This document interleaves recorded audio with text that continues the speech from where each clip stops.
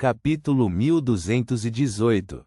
Experimente também. Klein entregou o longo espeto preto como ferro para os outros residentes da Cidade da Lua. Suas gargantas subiam e desciam enquanto eles não conseguiam evitar engolir outro gole de saliva. No entanto, não responderam imediatamente. Todos eles lançaram seus olhares para o sumo sacerdote, esperando que ele assentisse. Em suas roupas de pele de animal, Nin tirou um item. Parecia uma lupa com alça. À primeira vista, Klein quase imaginou ter visto um monóculo.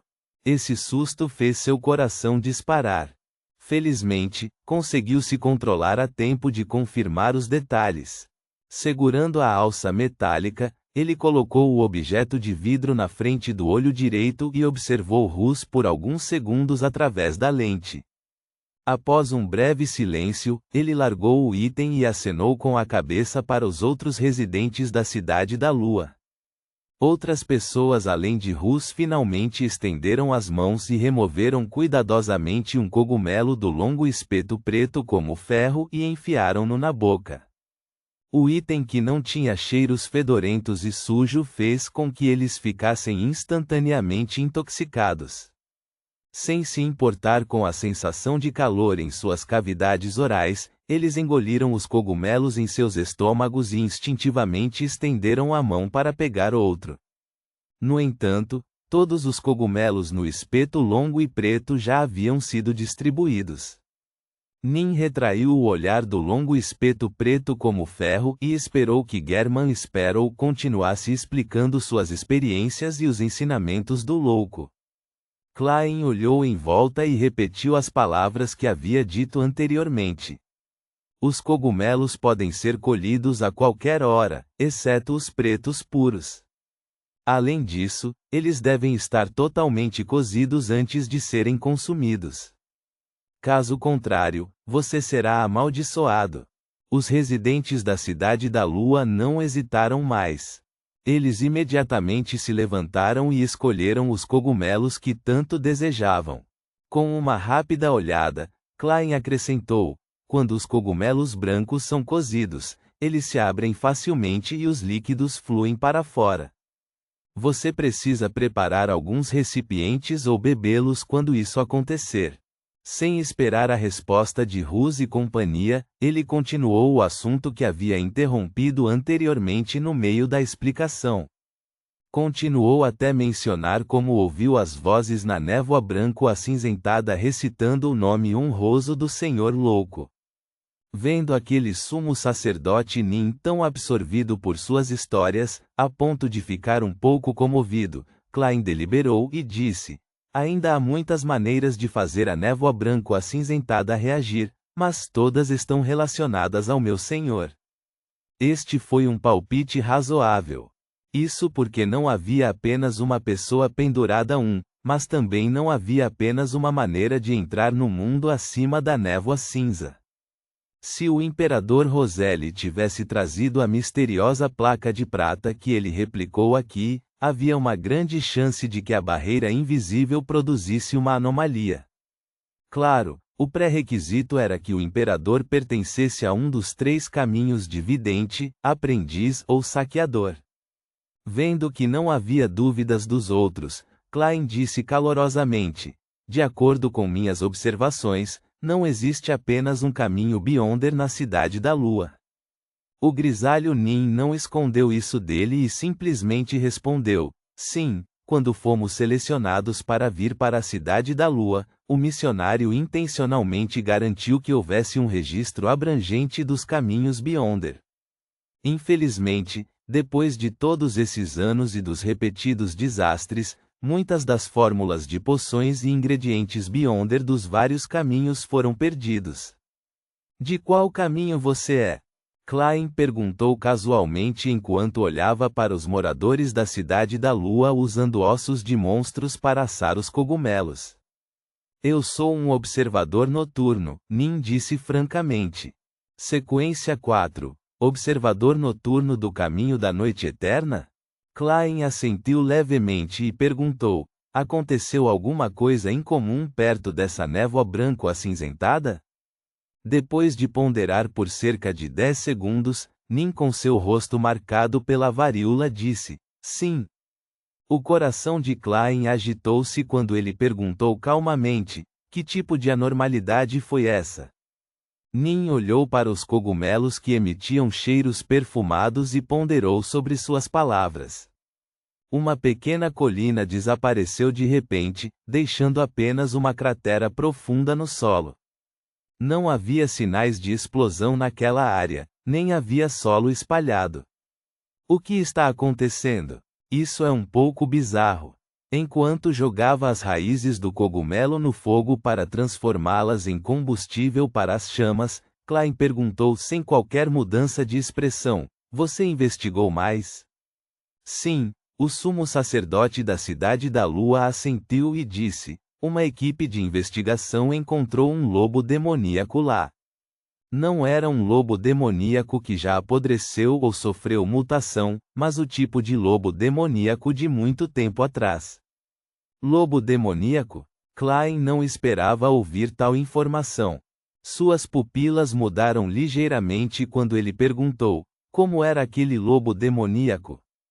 Nin inconscientemente respirou fundo e disse: é igual aos lobos demoníacos descritos na literatura antiga, mas é ainda maior. Mesmo que tenha 8 pernas no chão, ainda é tão alto quanto 2 ou 3 pessoas juntas. Seu pelo não era totalmente preto.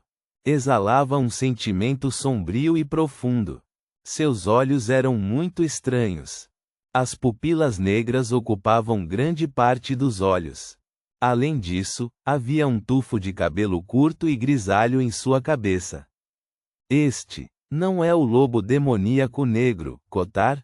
Na verdade, veio para o extremo leste da terra abandonada dos deuses e estava envolvido em uma anomalia? Se o poder do desaparecimento do continente ocidental realmente vier do castelo de Sefira, ainda seria bastante normal que ele atraísse as criaturas míticas que correspondiam ao invocador de milagres. Klein franziu ligeiramente a testa e disse: ele não atacou sua equipe de investigação? Klein usou deliberadamente um pronome normal em vez de ele para evitar assustar os moradores da Cidade da Lua. Na sua opinião, era muito fácil para o lobo demoníaco negro, Kotar, acabar com uma equipe de investigação. Nem foi preciso pagar um preço altíssimo para transformar a cidade no seu reino de marionetes. No entanto, esta criatura mítica aparentemente poupou a Cidade da Lua. Se não fosse pelos fios do corpo espiritual que ele tinha visto com antecedência e que confirmou suas condições, Klein teria suspeitado que ele estava conversando apenas com algumas marionetes. Não, saiu com pressa, respondeu Nin. Isso não combina com a natureza desconfiada e cautelosa do lobo demoníaco negro. O que o assustou tanto que ele fugiu com tanta pressa? Ele nem teve tempo de silenciar as pessoas que o viram.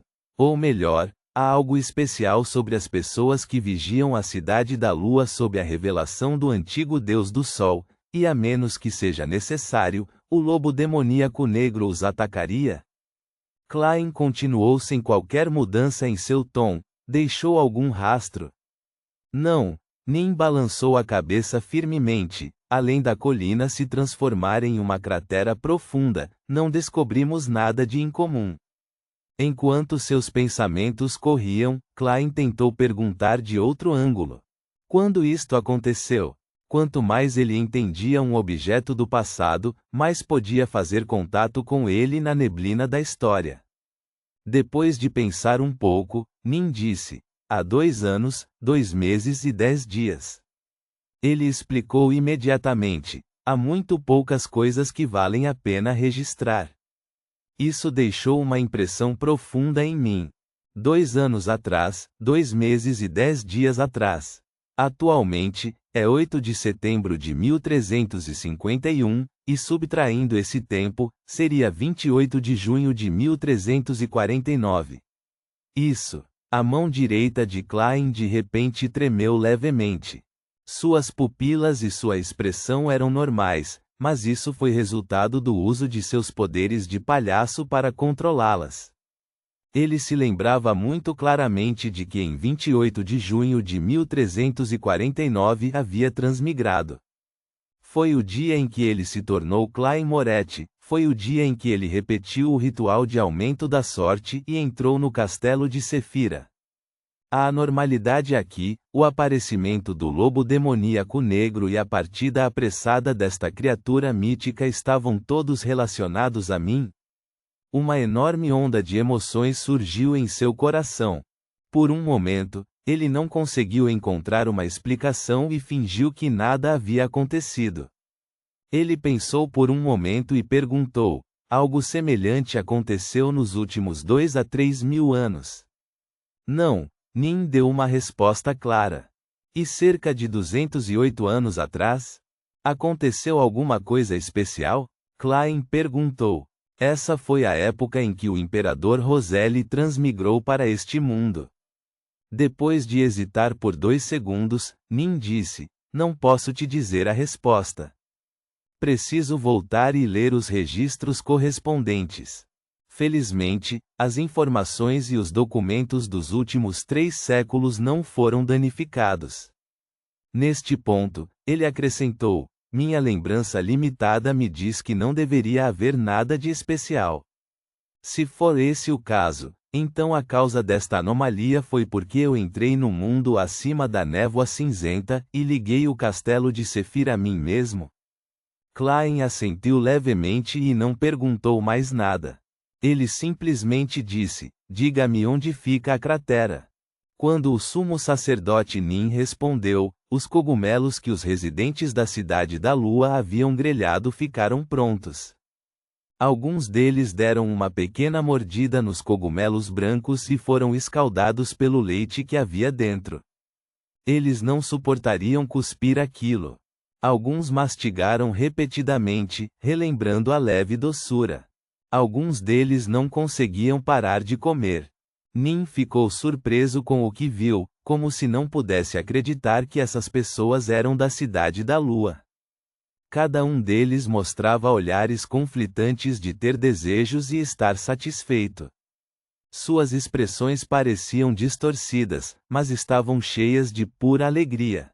Sumo sacerdote, experimente também, Rus, cujos olhos estavam muito próximos um do outro, entregou um cogumelo coberto de manchas douradas que emitia uma fragrância doce e única para Nin. Depois de hesitar por um momento, Nin usou cuidadosamente a lupa para dar uma olhada antes de pegar o cogumelo e enfiá-lo na boca. No segundo seguinte, sua expressão mudou ligeiramente enquanto ele fechava lentamente os olhos. Ele sentiu o gosto de algo semelhante vindo de algumas raízes de árvores mutantes, mas não era tão puro ou memorável. Após um período de tempo desconhecido, ele olhou para o indiferente German Sparrow e disse com um tom anormalmente sincero: Excelência, gostaríamos de ouvir os ensinamentos do Senhor Louco.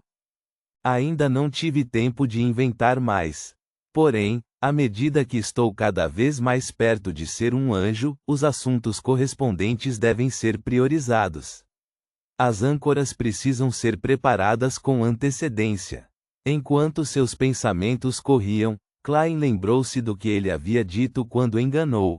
Não, inventou uma reforma para os crentes do Deus do Mar.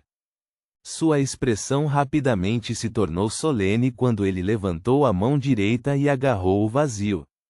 Ele puxou uma cruz coberta de bronze e pontas afiadas. Depois disso, pressionou o polegar direito em um espinho, deixando o sangue entrar no crucifixo do Sem Sombra. A superfície verde-bronze do crucifixo do Sem Sombra descascou-se rapidamente, revelando um corpo feito de pura luz solar. Deus disse. Klein abriu a boca e disse em voz baixa enquanto erguia a cruz resplandecente em sua mão muito mais alto. Uma luz quente e brilhante surgiu como um maremoto, preenchendo instantaneamente a área circundante. A escuridão e o desconforto acumulados nos corpos de Nin, Rus e companhia começaram a desaparecer rapidamente, Era como se seus corpos estivessem sendo limpos. Eles ficaram atordoados quando ouviram o missionário, que segurava a cruz resplandecente e coberto de brilho sagrado, dizer solenemente: Deus disse. Primeiro mandamento: não me sacrificarás sacrifícios humanos vivos. Segundo mandamento: não usarás meu nome em vão. Nota: 1. Dentro dos casulos de transmigração. Ponto.